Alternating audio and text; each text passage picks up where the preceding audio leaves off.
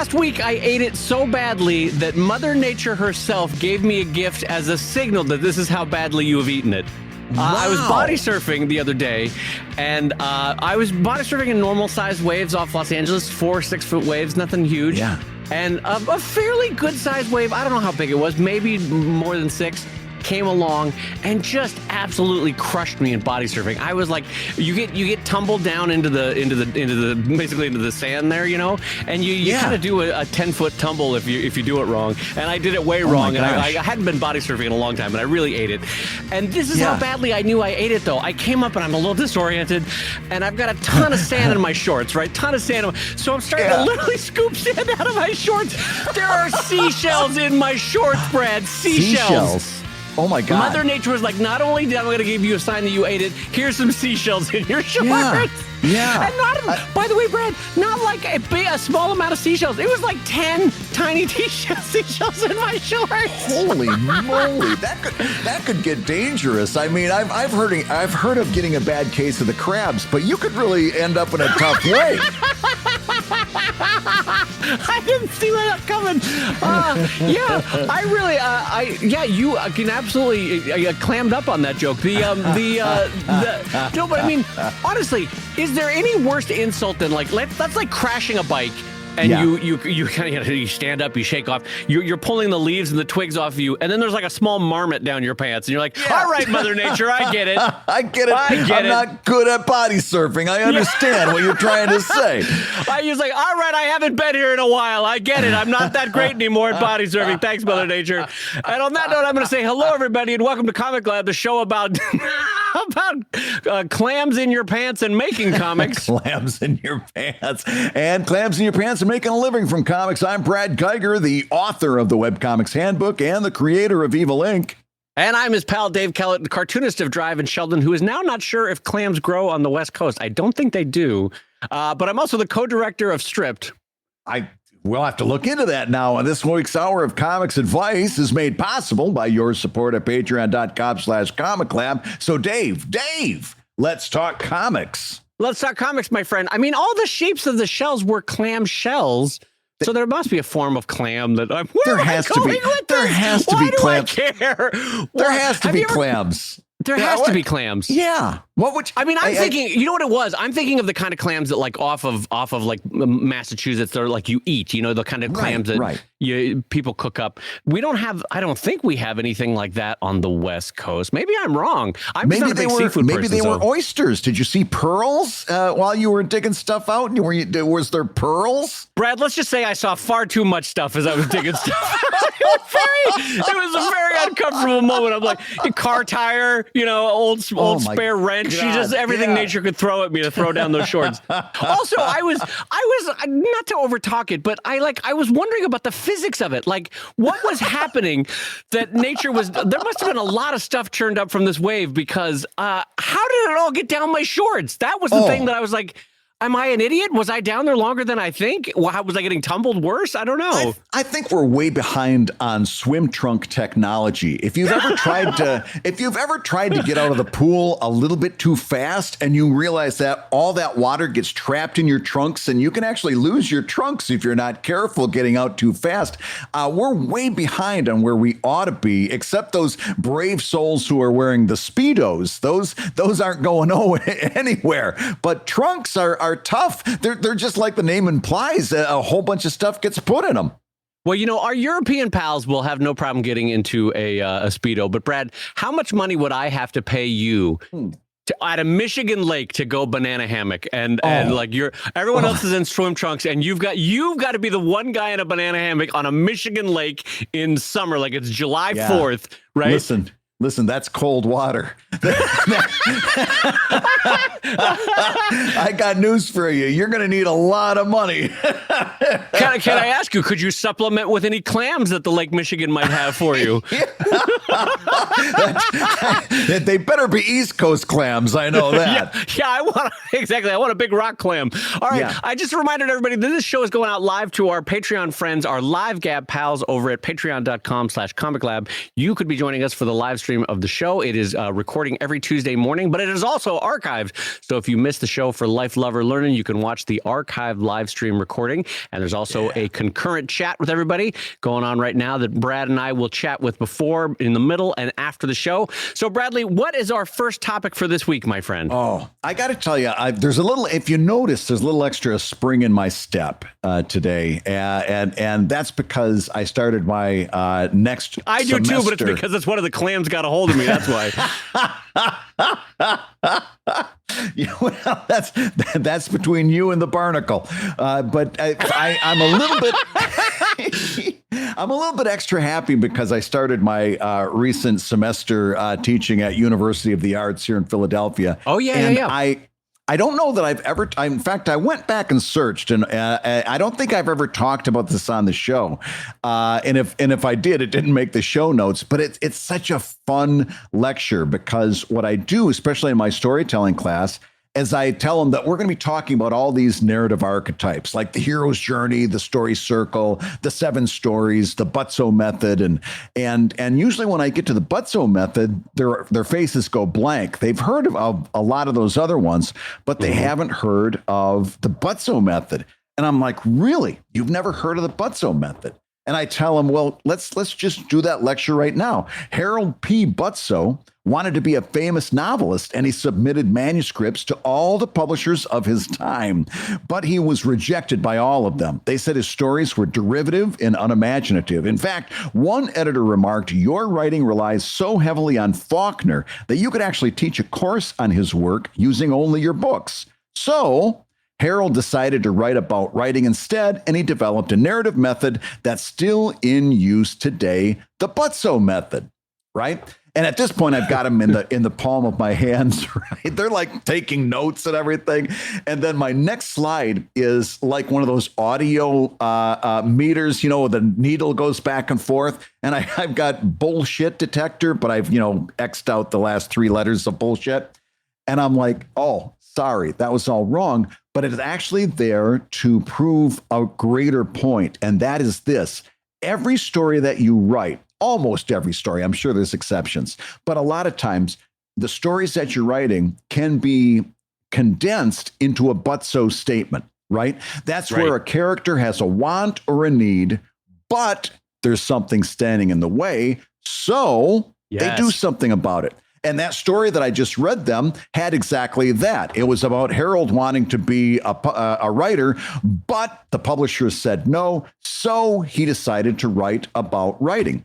And it sounds really dumb. It sounds really basic. But I'm telling you, for years now, I have used exactly that in my writing. I've when I start a chapter, I start by determining what's the character, what's the want or the need, what's in the way, and how are they going to do something about it? And I got into another. It happened to me again.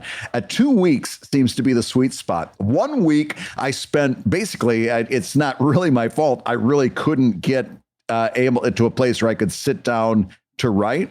But then the second week I was absolutely brain locked and could not write. And I'm moping around the house. My wife is like, this happens, twice a year when you're writing a new chapter. It happens all the time. She said, just stay with it. You can do this. I'm like, nope, that's it. I'm done. I can never write. This is how it ends. Yes, it's all ashes and woe. It's all over. Yeah. And I was writing, and I could not get this chapter to make sense. And all of a sudden, I realized I had 3 people that were the 3 main characters of this chapter. And I'm like, wait a minute, am I telling the wrong person's story? And I switched it. Instead of one person's Butso statement, I switched it to another person's Butso statement. It was the same story, but I wrote it from the other person's point of view. All of a sudden, this perfect arc just materialized in front of me. Right? Right, It was like, right. it's the same story, but now the arc makes sense. Now this person's journey makes sense. There's a crescendo. There's a tension that builds.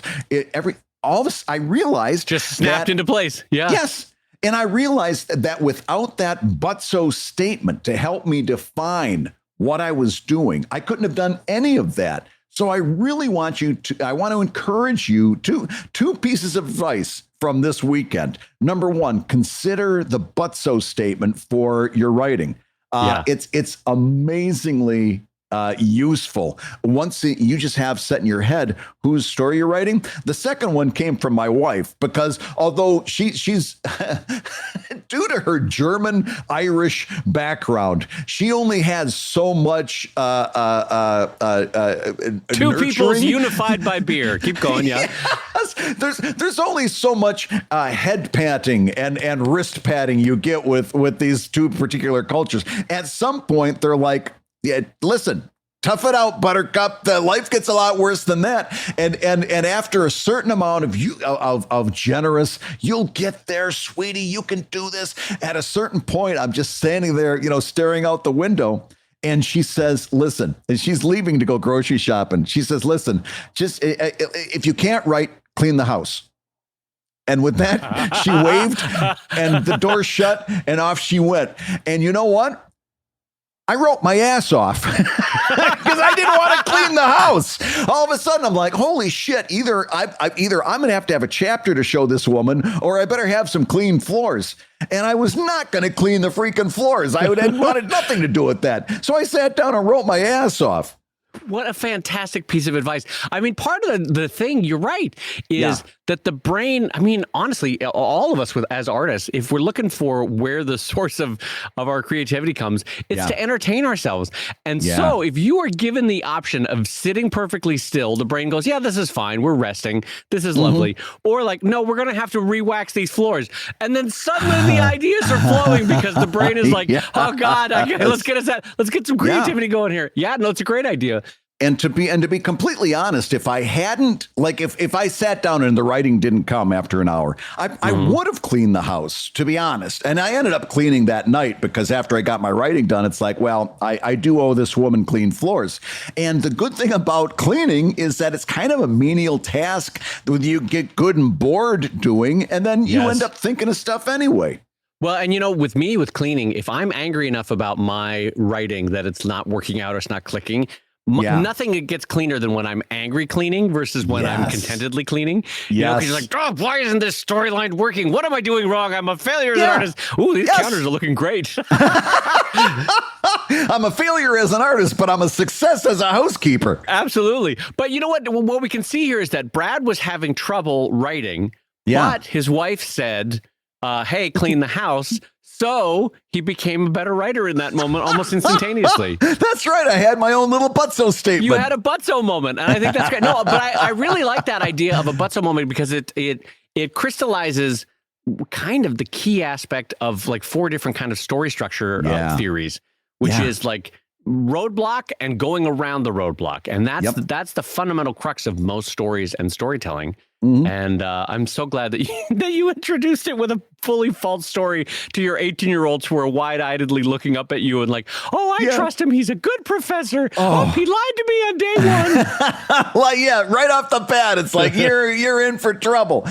No, and then like after I start that process, then I'm a big fan of Dan Harmon's Story Circle. Yeah, and I'll write kind of a draft, just like things that happen, this, just almost like a grocery list. I haven't started to put any emotion into it yet. It's just the moves. This is like the first draft of writing. You haven't done anything yet, but you're just getting the actions lined up. Right. And then I'll put it against the Story Circle, which if you're not familiar with it, look it up. There's a couple of really good YouTube videos that explain it. But then I'll see how how those chain of events line up against the Story Circle. A lot of times I see, well, I missed something, or I could add a little bit something.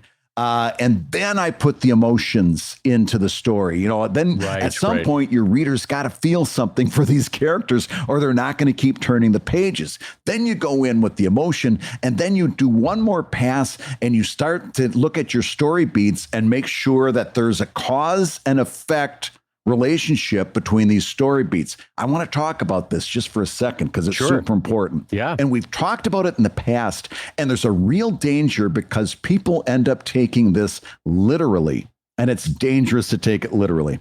So Matt Stone and Trey Parker, the folks that created South Park, had some really good advice, and it fits really well into this discussion.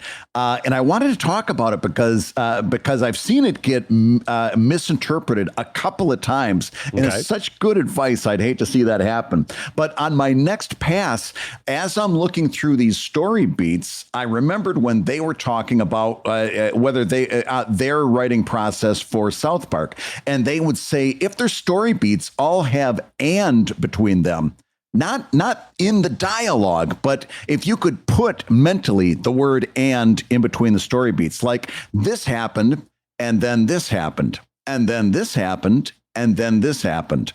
Again, nothing to do with dialogue. If those story beats lined up with an "and" between them, they knew they didn't have a good story. What they were looking for was cause and effect. And the way they worded it in the video is that they wanted their story beats to have either "but" or "therefore" between them. So this happened, but that happened. Therefore, the next thing happened, right? So yet the thing after that happened. Now I swear to goodness, Dave, I've seen this happen twice, where people took that advice and then in their dialogue took all the iterances of the word "and" took them out and replaced it with other words like "but" or "therefore" or "yet." So we've got to stop and mention before, because this is powerful advice if you can use it. It has nothing to do with the actual word in your dialogue or the word in your writing.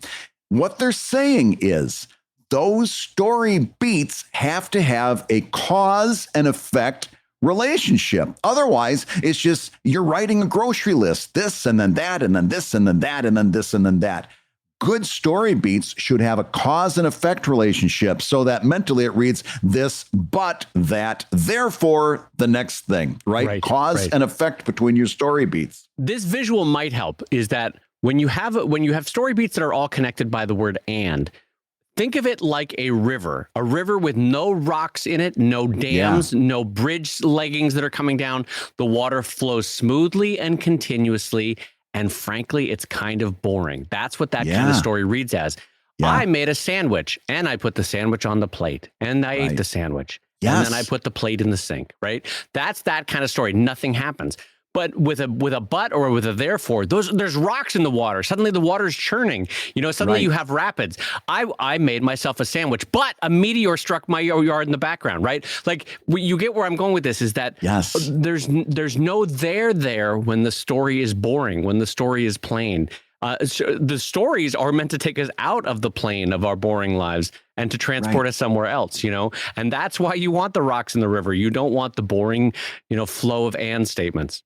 You've got to have rocks in your river. And also you've got to have clams and shells and conch shells and barnacles and seashells. You got to have all those stuff that's actually uncomfortable at the moment that you're putting it out of your trunks. But that's where the good story is. Coming out of the river with perfectly immaculate trunks is not a good story. I got to tell you, Brad, it's not a good story unless you got a clam next to your junk. That's the story there. I got to tell you, though, the one thing that I was grateful for, and I didn't mention this before, is that you know how anything that's been tumbling in a sand environment gets smoothed down a little bit? Eroded. Thank God that all these clamshells were a little bit smoothed down, because these things can be like a serrated knife when they're fresh. You know what I mean? Like a clamshell. Like imagine that down by your business, and you've got a bunch of serrated clamshells, and you're like, God! Thank God they were all worn down, older shells. So for everyone worried about my junk, it was older shells. It was older shells. They were all worn down. Yeah. And so there we are in that story. Therefore, my junk is okay. Yeah. This is the most we've ever talked about your junk in a single show. And I got to say, it's making it a hell of a show. I got to tell you. All right. Well, let me jump us into our first question from our patreon.com/ComicLab. And this comes in from Jesse. And Jesse writes, gentlemen, longtime fan of your podcast projects over the years. Webcomics Weekly actually introduced me to your work. So what advice do you have for side projects? When, if ever, is it a good idea to create a podcast, a YouTube series, or something else that might expand your reach outside of your comic? Thank you so much for all the years of laughter and your ever-evolving and thoughtful comics wisdom, Jesse. First of all, Jesse, thank you for that question, and thanks for finding us on Webcomics Weekly and sticking with us all those years. That's fantastic.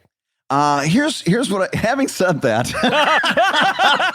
having set Brad up for the slam dunk, he's about to crush us all. Having here we go. said that, I'm going to really caution you against side projects.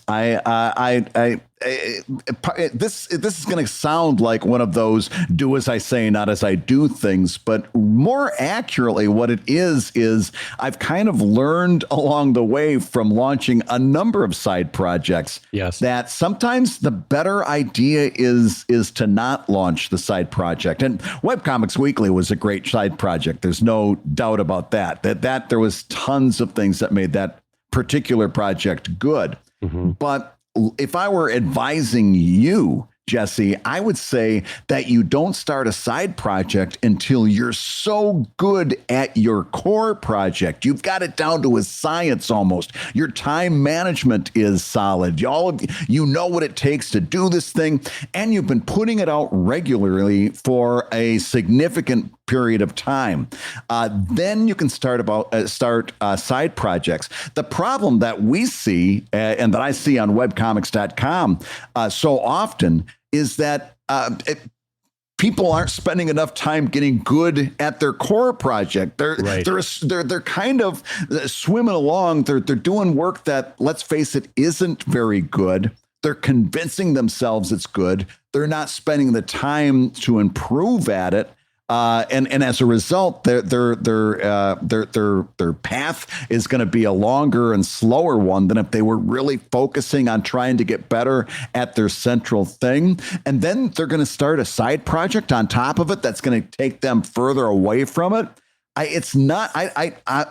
a little bit going to caution you against starting a side project until you're really, really good at your main project. Yeah, Brad absolutely nailed that right there. That's the exact way to say it, is that so much. If you remember my criticism from a couple weeks ago of artists who either on their Twitter bio or sometimes if at a Comic-Con they hand me their card and it says Bob Skivens, cartoonist, writer, playwright, movie maker, director of photography, sculptor. And you're like, all right, Bob, I can tell you're doing too many things and none of them are going to be great, right? That's the exact same thing that Brad is saying right here, which is get good at the core side project first, right? You probably already have a day job. It's either school or it's an actual job, and you're plugging away on it. So really, your comics are your side project right now until that gets up and going, and that's going to take 5 to 10 years to get up and going, right? So focus in on that, and then, as Brad said, when you know how much time it takes.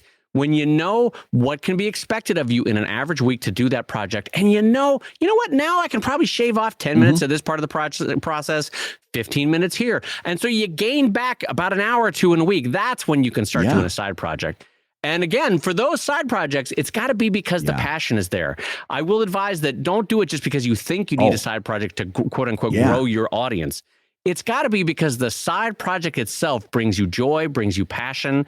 Let me ask you this, Brad. When I do a Comic-Con, I come away with a net benefit. So even though I'm gone for San Diego Comic-Con for 5 days, I've lost 5 days of work. I come away with a billion ideas for writing. Honestly, I do. I get a bunch of ideas for writing when I'm at Comic-Con. I come away with a higher energy. I get a boost in my step, and I get income. So all of that is sort of a net benefit. And so for me, the sort of side project that is a Comic-Con is worth it to go to, because even though it pulls me away from the core thing that I'm meant to be doing, which is making comics, I get a net benefit from it. And I think the same is true with your teaching. As a side project, it's a net benefit. The passion is there. The excitement is there. It reminds you of your own writing and creating and drawing tips that maybe you've forgotten, but it's nice to refresh, as we all do when we teach it to someone else. And so there's a net benefit there. So I want to advise that don't think of your side projects as a surefire way to build up the main project. Like that's going to bring in the audience.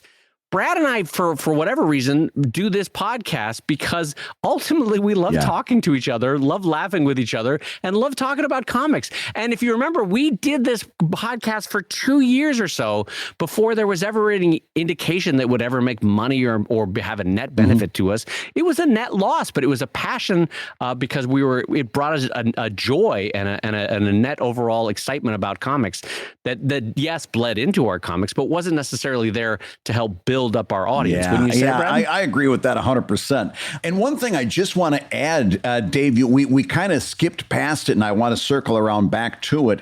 And that's this: if you're gonna start a side project, you've got to be able to continue the side project. In other words, you've got to be so good at your time management with your core project that you can launch this side project and continue it. And listen, I know I've been guilty of this one myself, and it's always a real bug.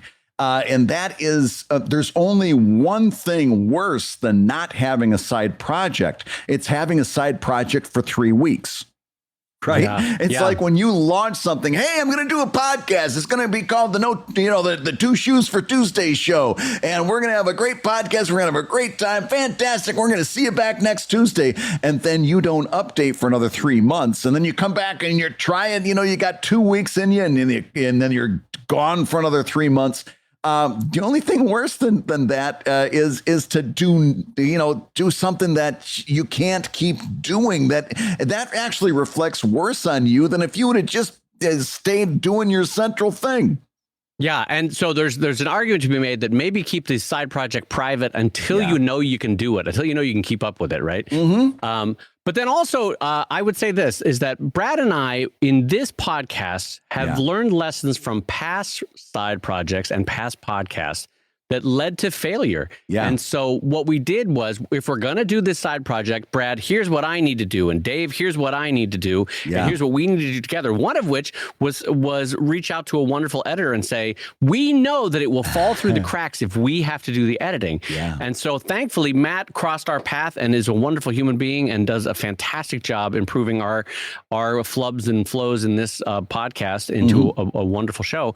And so, but without Matt, though, I don't know that we would be as regular, as consistent, because someone would get sick, someone would get tired, the editing wouldn't get done, one show would slip, and then you'd end up with 3 shows in the can that no one was editing because Brad had to do this, Dave had to do that, right? And so you set up the conditions to make it work, right? Yeah. And then the other thing is, and this I would like to leave on this point, for me anyway, I want to be stern uncle on this and say, you may be wanting a side project because right now the main project is getting hard. Yeah. And so much of comic success is not natural talent. It's not magically finding the right storyline or the right thing. It's iterating, right? It's frequent, consistent, and significant updates. And the consistency of that is important, right? It takes years. And sometimes in year 2, 3, 4, 5, or in Brad and my case, sometimes in year 25, you just get tired and you want the serotonin hit of the new, right? Yes. But the mark of the professional, and this is where I'm being a little stern about it, is the stick-to-itiveness through the low moments, You're like, you want the shiny and the new because for whatever reason, the big main project isn't hitting like the way you hoped it would be, or you're creatively feeling like you're in a lull, so you want the new, and all of that's fine to honor that exists. That's real. That's true. But professionalism means showing up and iterating on it. Yeah. I've said this before. Brad and I are not naturally the 2 most talented cartoonists you will ever meet. We have crossed paths with many, many more, far more talented cartoonists than we will ever be. But one thing we do have is the ability to just iterate, to get the work done. Yeah. A lot of people that we know stopped along the way and never came back or paused or for a million reasons. But Brad and I have kept going because thankfully, that's the one thing that we are really good at is iterating on it, keeping our head down and keeping at the work. And so I just want to make sure that this desire to do a side project is not a form of escapism from the main project. that you're still willing to put in the hours, still willing to do the work, and that you're not trying to find a serotonin hit of the new because the old is requiring years and years and years of work. Brad, any thoughts on that? No, I'll co-sign that 100%. I think that's where a lot of this stuff comes. And they also think to themselves, well, I'll do this other thing because it's going to, the end result is it's going to help promote my main thing. And I get it. We're all looking for promotion. We're all looking for that edge. But remember, the one thing that is going to really, really promote your comic is the quality of the comic. There's no better promotion than that. Right. And frankly, if you don't have the quality and you're promoting the comic, you could be promoting that comic too soon. It might be you think about it a completely reverse. Let's say that you do like, for example, a podcast, and it's amazing at promoting your comic. It does exactly what you'd hope. It promotes the heck out of your comic, and it sends 1,000 people to your comic in one day, and the comic isn't very good. Well, that's not good promotion. In fact, you're going to lose 999 of them.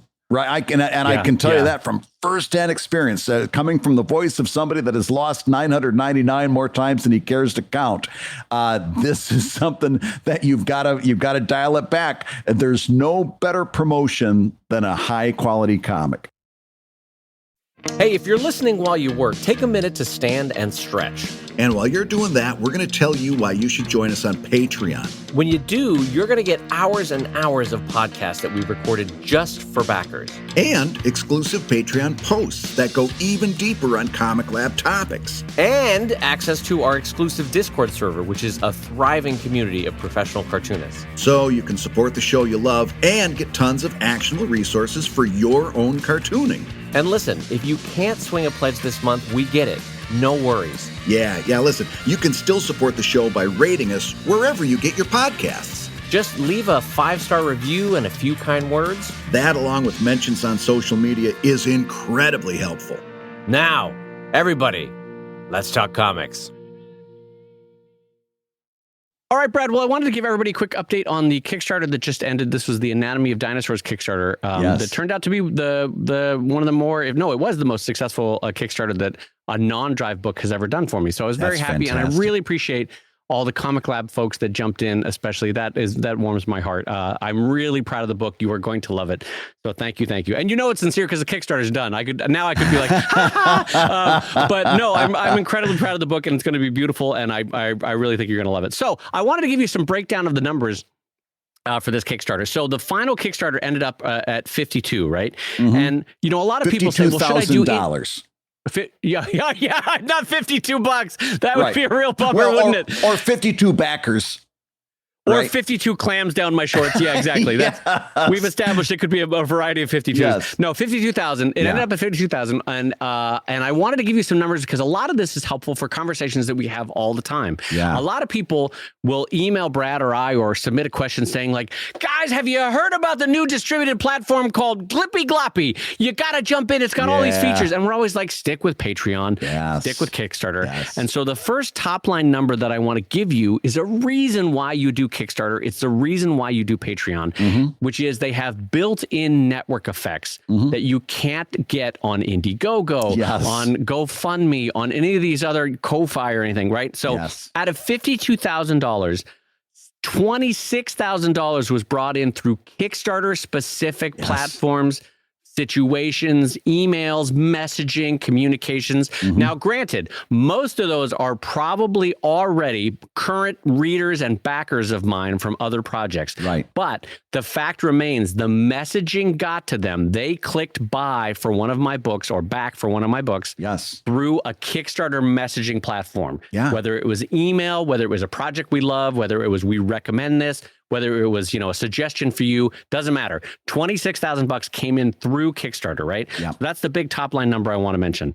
And before we move on, Brad, any thoughts from that? Do you find the same kind of thing from your Kickstarters? That cements what we say all the time. And that's what made Kickstarter super powerful from the get-go. And that was its discoverability, right? There was a high amount of discoverability. Also, you're kind of saying, well, some of that was emails and stuff that went out through Kickstarter. But again, that's all the power of Kickstarter. Kickstarter got those people there, got them to create an account, or maybe they create an account for any number of reasons. But the important thing is they've got an account so that when your next project comes up, they're all ready to go. And when you easily send them that email, boom, it's one click and done. That's the exact reason that you build a relationship with a company like Kickstarter.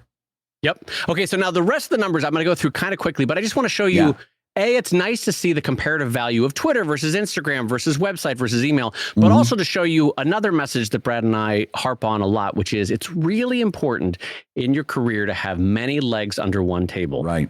And that's both in communication, it's in marketing, and it's in sales. So as you listen to these numbers, the actual individual numbers don't matter so much, I think, so much as, my God, Dave had to communicate through all these different channels to reach these people to back this Kickstarter, right? Yeah. So the number one non-Kickstarter source, Brad, and you'll find this interesting, was actually my Drive Patreon.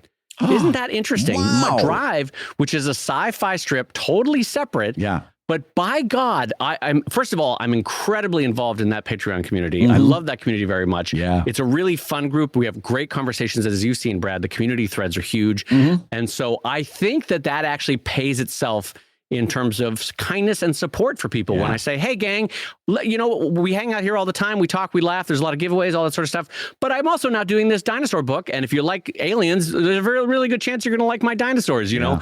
And so I just think that that's worthwhile mentioning, that the investment that I put into that Drive Patreon has paid off here. And let me just interrupt you for a second. And I just to tell people that might be listening to this show for the first time, confirm for me, you did that thing that we've advocated on this show for years, which was you did a silent open on your Kickstarter that was exclusive to your Patreon backers, right? Yes, thank you for mentioning that. Yeah, so one thing that I do, and some people aren't familiar with this, but sure, let's talk about it, is you can actually set the number of days that your Kickstarter campaign is supposed to go. Now, the default, and I did it for most of my Kickstarters, is 30 days, right? Yeah. I actually now set my Kickstarters to go 31 days. I always start around 1 or 2 p.m. so that they end on 1 or 2 p.m.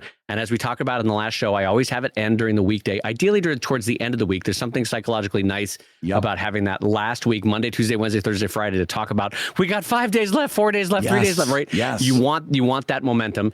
So I tend to end on a Thursday or Friday around 1 or 2 p.m.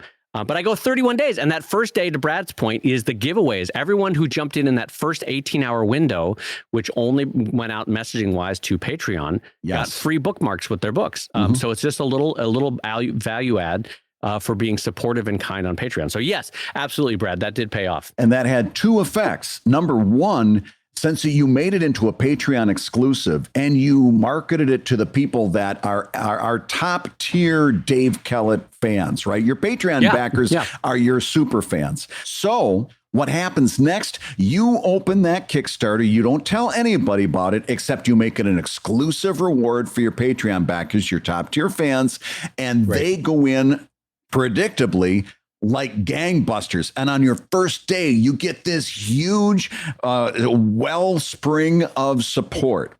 That does wonders for the Kickstarter algorithm that is watching this stuff very closely. They see a huge push of support on the first day, and all of a sudden it's pushing you out to a whole bunch of more people through their own discoverability channels to get you even more people. Then on the second day, that's the day you make a public announcement outside of Patreon. You go to Twitter and Instagram and all these other on your website. On the second day, you say, hey, take a look. We just launched our Kickstarter. Those people come in and they are greeted with a Kickstarter that is rolling down the tracks. This is a Kickstarter that might be halfway, 3/4 of the way to its goal already. And that is psychologically important because you're going to jump on that train that's already chugging down the track. So you're excited. This is a success. I want to be part of that. And that gives your Kickstarter a boost on the second day. You've had 2 straight days of success, and that's amazingly important to your overall 30 days.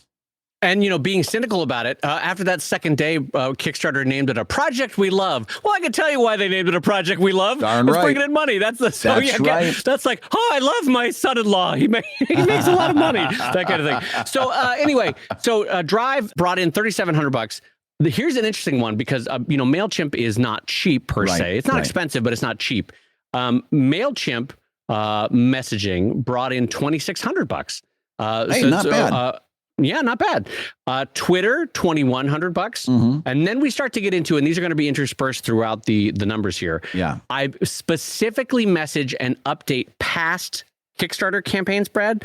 For example, if I did a Drive book and a Sheldon book, I can message individually the Drive book as an update, and I can message the Sheldon book as an update. And what I learned about 2 or 3 Kickstarter campaigns is you don't send out a blast on the same day to all those campaigns.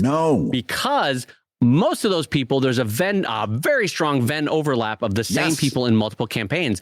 So by messaging each past Kickstarter campaign separately, what I'm doing is basically getting those 7 times in front of people mentioning dinokickstarter.com, right? So anyway, my Kickstarter, the top past Kickstarter to back this project, again, Drive brought in $2,000. So the Drive fans, God, they're supportive. But there's also, again, sort of a natural overflow that if you're into sci-fi, as a kid, you were probably into these Earth alien creatures, which was dinosaurs, It's sort of the first aliens you encountered. And then, so after that, another $2,000 for Anatomy of Animals, which is a past Kickstarter that I did, very similar book. Then interestingly, Brad, look at this.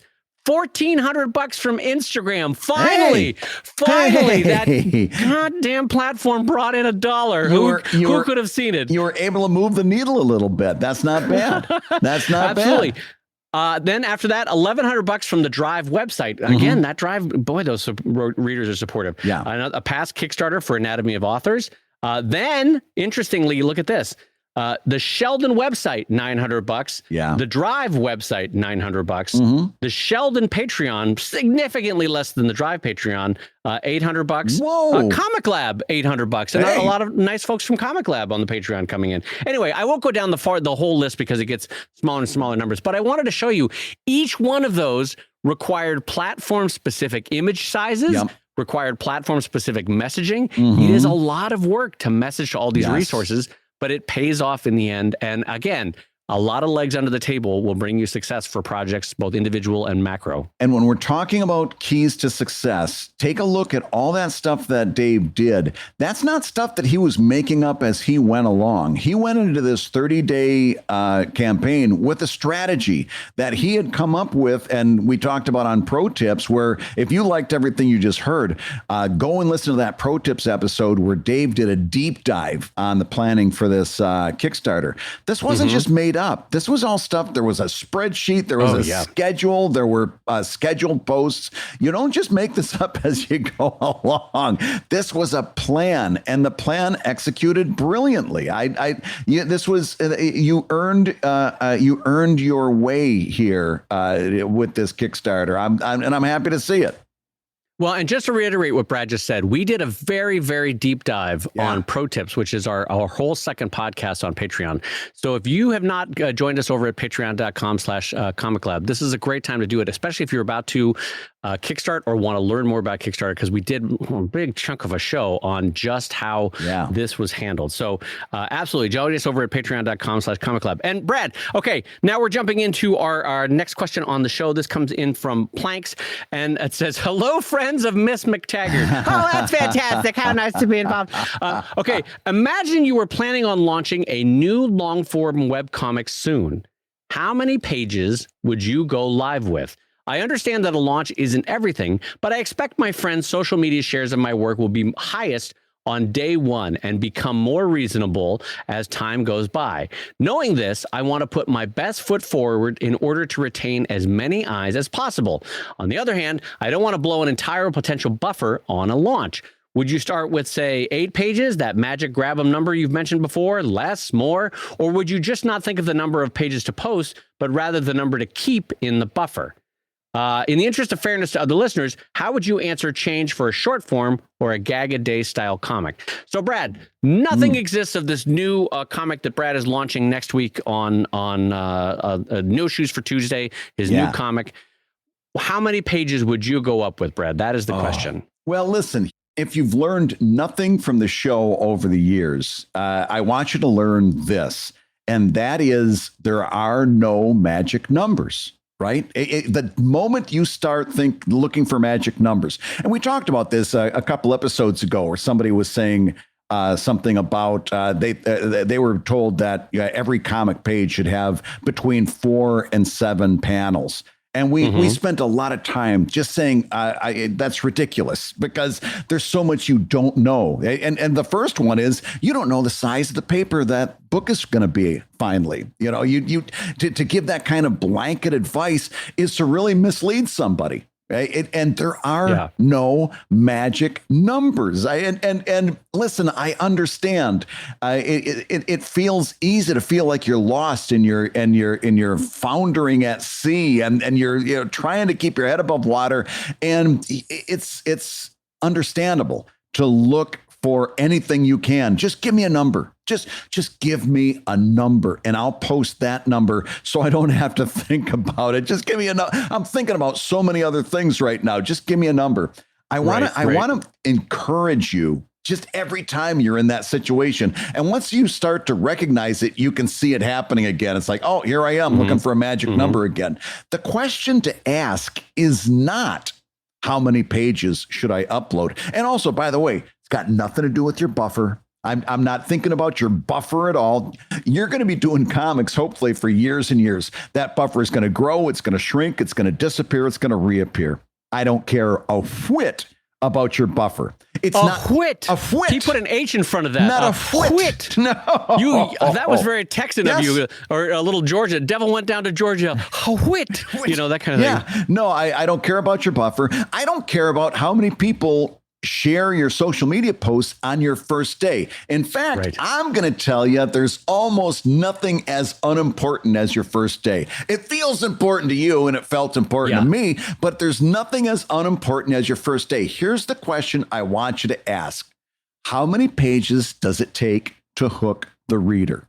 And it better be, by the way, it better be a small number. It better not be a number like 26 or 33. It better be a small number. We've talked about, it should happen within the first 8 pages or so. And that's, I think, as close as you'll ever get to a magic number from me. But the question is not about your buffer or about how your friends retweeting you or sharing your posts. The question is this: how many pages does it take to hook a reader? That's how many pages I want to see on your website on the first day. That's where I want to see the emphasis on social media. That's what your messaging is about. That's what your newsletter is about. What does it take before you set that emotional hook in that opening sequence that's so darned important? You cannot play around with an intro. It's got to have an emotional hook soon. That's your answer. That's your answer. It's got nothing to do with 8 pages. It's got nothing to do with your buffer. It's got nothing to do with your friends. How long is it going to take you to set that hook? Yeah. Well, that answer is so good that I'm not even going to improve on it, because it really does come down to, it might be for your story, the first splash page is enough to entice. Yes. Right? It could be that one page is enough. And in an ideal world, the first minute of a movie is enough to draw you in. The first page of a comic is enough to draw you in. Yeah. It's probably going to take, if I'm being honest about it, 2 to 4 pages, right? Okay. Yeah. So there is a number for you. There, I gave you a number. But Brad's right. It really comes down to, what does your story need to entice someone? Sometimes it takes a couple of pages of dialogue before you go, I see where the mood, I see the tone, I see enough of the drawing, I'm in, right? I get it. And so it might just be a splash page. It might be 2, 3, 4 pages. I'm not sure. But the bigger point is this, and Brad's right about this, is that it's really, it's so far more important to think about this from a long-term planning stage. And sometimes it's helpful to take this completely out of comics and think about it metaphorically as how someone would prepare to do something else. So does a marathon runner focus on how am I going to do those first 10 steps? Yeah. Oh, those first 10 steps. I'm so nervous about those first 10 steps. Or do they plan out the tools that they need to consistently get them all those many miles, right? They focus on how do I get the right shoes? How do I get the right socks? How do I have water staged along the way? How do I get my Vaseline on the nipple so it's not bleeding by mile 7? All the stuff that you need to run that marathon. So much like Brad and I with this podcast, we talked about, okay, if we're going to do this consistently, it's the first show is not as important as having good systems in place. We got to be able to have a fixed time to do the podcast. We have to have an editor here to help and support us because we won't do the editing. We have to have a good quality mics that we can just turn on the mics and ready to go. So it's not 2 hours of setup every time we want to record a show, right? All the conditions have to be right. That I think is actually more important before you launch of what conditions do I need to consistently create this comic rather than how many pages am I going to launch with? And I know that feels like I'm changing the subject. I'm not. I gave you a rough number, 2 to 4. That's enough to launch with. That's fine, right? So that's out of the way. But I think it's far more important to really focus in on what are the tools that I need to have in place before I even launch so that I can consistently produce this for what is probably going to be years and years and years and years and years, right? Yeah. And here's something else I want you to think about. And it's something that I want you to take into the very initial writing session that you have, or if you haven't posted them yet, it's time to do some editing. And that is this: you cannot take a slow approach to setting the hook with your reader. And here's what I mean. I've been reviewing comics and looking at comics and consulting with comics an awful lot. There's nothing worse than a boring introduction, right? And so many times we see people take a cue from movies and they start with this big landscape shot. And then they draw it a little bit closer and a little bit closer. And they're like, well, I saw that in a movie. And so I want to do the same thing. You have to remember, you're not doing a movie. Movies have all kinds of ways of keeping your attention as they do that slow push into the inside of the room. Even just the use of swelling music is all you need to keep that viewer's attention. Yes, we don't have that. If you're going to do that, you better be one hell of a writer, because the writing in that narration box that hopefully accompanies it better be sparkling stuff, because there's nothing more boring than opening with a landscape shot. Yeah, I mean, it's one of the reasons why I jokingly poke fun at all the Comics Journal comics, because you could, if you had an imaginary conversation with those cartoonists, you can almost feel them to a T saying, no, I'm trying to establish the boredom of this character's life before we start the story. And you always want to shake them and be like, there's a reason why no one's reading this. Yes. It's because you started with 10 boring pages. You know? I had boredom to begin with. That's why I picked up a comic. Yes. I don't want your boredom. I want to get rid of my boredom. No, think about what's happening on those introductory pages. You don't have, again, I know you've heard me say it before and you probably don't believe me, but think about it. It's true. You've got an audience with a split-second attention span, right? They are used to scrolling TikTok, scrolling Twitter, scrolling Instagram. They're constantly scrolling. They only stop when they see something interesting. That's your audience. Don't tell me that Mark Twain wrote a slow introduction and he's one of the most brilliant writers. He was writing for a different audience. Don't tell me that this guy that made an amazing comic in the 90s did it differently. They were writing for a different audience. You've got to write for the audience that's going to carry you, and they've got provably. You want to prove it yourself? Watch any movie that was made in the 1970s and see how long it takes them to get to a freaking point. And do you want to tease yourself even more? Watch a movie from the 40s if you can. Try and watch a movie. They had a different attention span. They had different priorities at that point. Your priorities has to be get them now.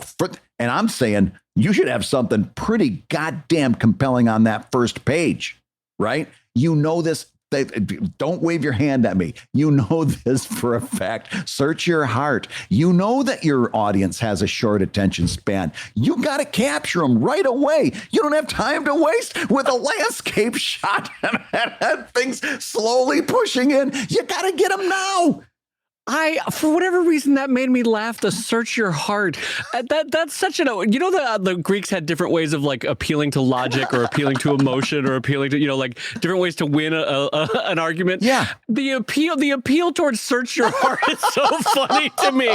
You know I'm right. Search your heart. It's like Obi-Wan yelling at you. Search your heart, Luke, for God's sakes. Yeah, just think about it. Just think about it.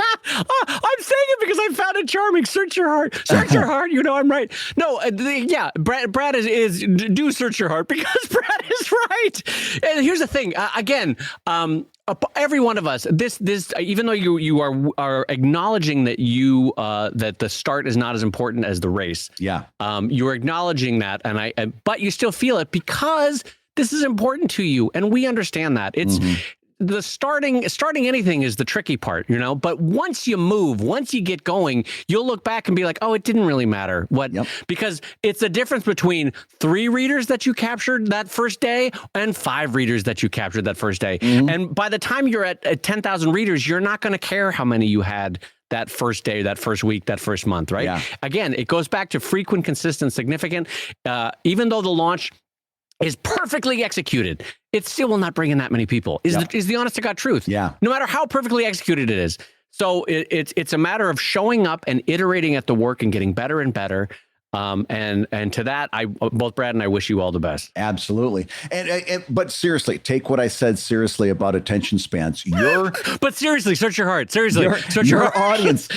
Your audience only has an attention span for so long. Dave and I know this. We know this for a fact because we know that your attention span for podcasts is about an hour or so, and we've reached the end of your attention span with this episode of Comic Lab, the show about making comics and making a living from comics. And if you search your heart, you'll see your hosts have been.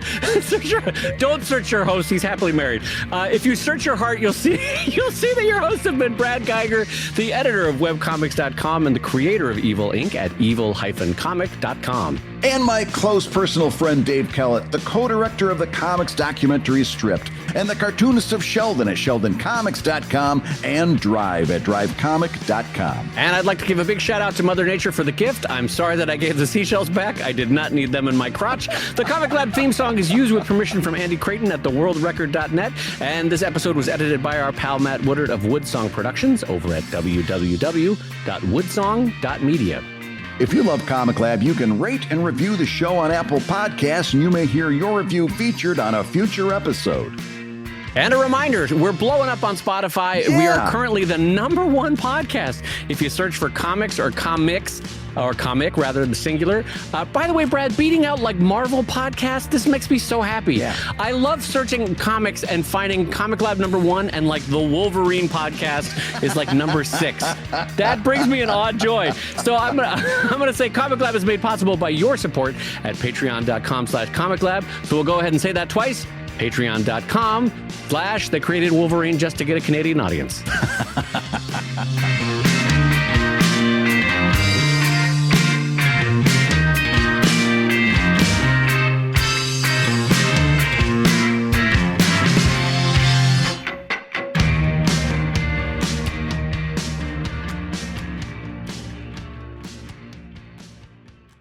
Well, the honest to God truth is, thank God I didn't find them, is, the seashells that are the little pointy, they're like very tall pyramids. Yeah. You know what I mean? Yeah. It's like a snail. It's more of a water snail, but they have come to a point. Mm-hmm.